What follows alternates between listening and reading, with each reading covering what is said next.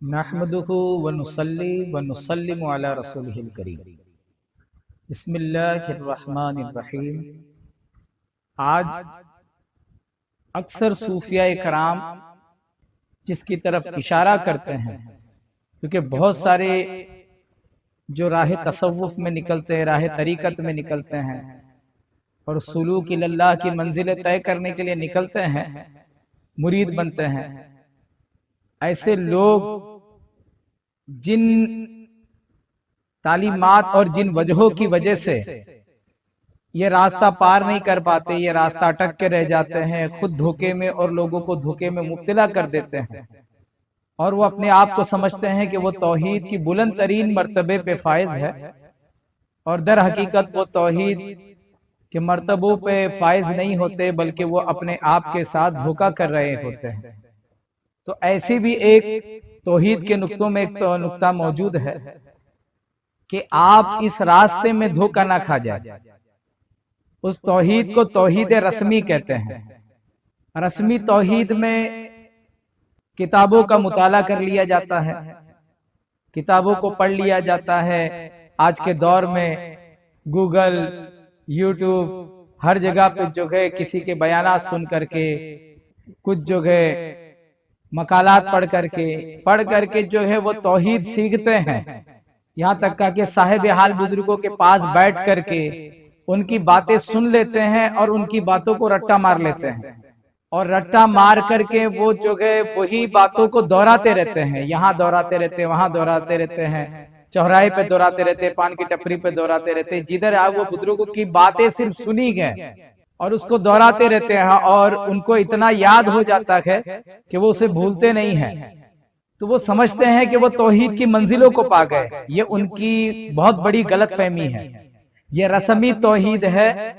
یہ اللہ والوں کی جو توحید ہے یہ وہ توحید نہیں ہے، بلکہ اللہ والوں کی توحید تو بلند ترین توحید ہے، اسے توحید حالی کہتے ہیں۔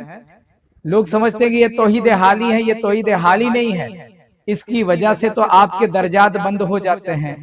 آپ کے جو مقامات طے ہونے والے رہتے ہیں وہ بند ہو جاتے ہیں۔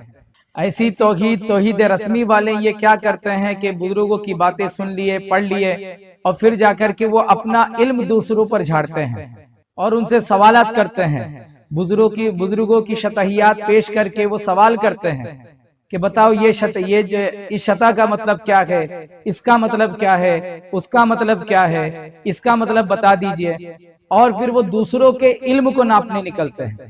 تو جو دوسروں کے علم کو ناپنے نکل رہا ہے، جب اب وہ یہیں ابھی دکھاوے میں ہی مبتلا ہے، اپنے آپ کی بڑائی میں ہی مبتلا ہے، ابھی اپنی انا میں ہی پھنسا ہوا ہے، تو ایسا انسان توحید حالی کے مزے کیا پایا ہوگا، اور وہ پا بھی نہیں سکتا ہے،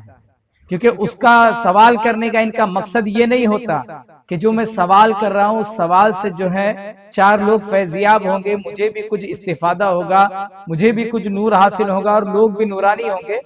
یہ مقصد نہیں ہوتا۔ وہ پڑھ لیتے ہیں اور اپنی باتوں کو جھاڑتے ہیں، لوگوں کو جتاتے ہیں اور یہ بتانا چاہتے ہیں کہ میں کتنا گہرا علم رکھتا ہوں،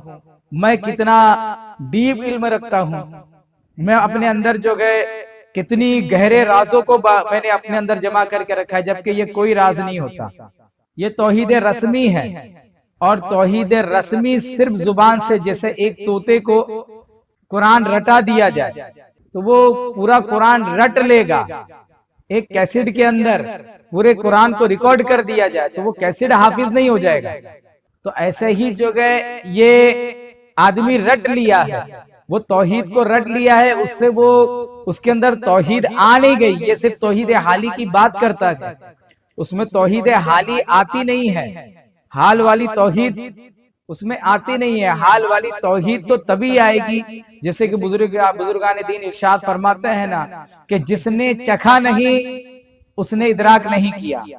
اور ادراک اسی نے کیا جس نے چکھ لیا ہے۔ تو جب وہ چکھ لے گا، جیسا ہی چکھے گا توحید حالی کے مزے چکھے گا، تو وہ توحید حالی جو ذکر روحی کے ذریعے حاصل ہوتی ہے، جب وہ توحید حالی جب آپ کو ملے گی تو اس وقت جو گئے وہ آپ کے صرف دل پر نہیں، صرف روح پر نہیں، وہ آپ کی صرف صفات پہ نہیں بلکہ یہ جسم کے، بلکہ آپ کے ایک ایک سیل پر بھی وہ اپنا اثر مرتب کرتی ہیں. وہ آپ کے ظاہر پر بھی ایسا اثر مرتب کرے گی کہ آپ وہ حیرت انگیز تبدیلیوں کو مشاہدہ کریں گے. لیکن ہوتا یہ ہے کہ توحید حالی کچھ ہوتی نہیں ہے، اور صرف جو ہے وہ ادھر سے بات سن کے ادھر سے بات سن کر کے باتیں کرتے ہیں. تو یہ جو توحید رسمی ہے، اکثر اس راستے میں آنے والے اس رسمی توحید کو توحید حالی سمجھ کر کے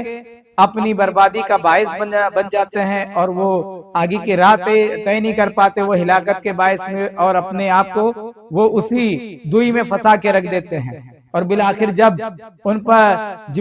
ان کو سمجھ آتی ہے تب تک بہت دیر ہو چکی رہتی ہے.